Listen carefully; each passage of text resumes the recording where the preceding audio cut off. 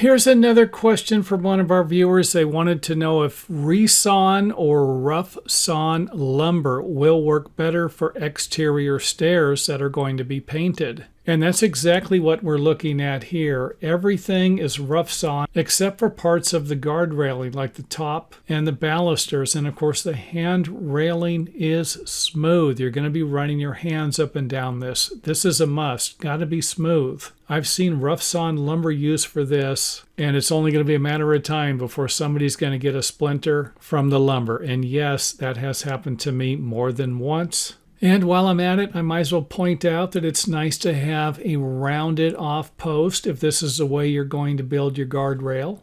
And as far as I'm concerned, rough sawn lumber will work good for a while for your exterior stair steps that are going to be painted, along with the decking boards. And I would recommend getting resawn lumber instead of rough sawn lumber because rough sawn lumber can have different measurements. And I think that's what we're looking at here, even though by looking over here, it's not off by much. However, we've got a large gap here and this board was actually sticking up a little bit. So again, resawn lumber is probably going to be a little bit better.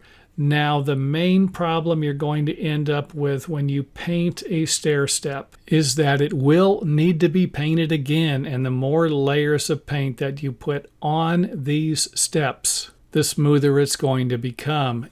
So you are going to end up with a little bit of slip resistance for a while. And when that happens, you might consider adding some anti-skid or slip-resistant tape, slip-resistant materials, to solve that problem. Now, this is going to be a bigger problem the heavier the traffic.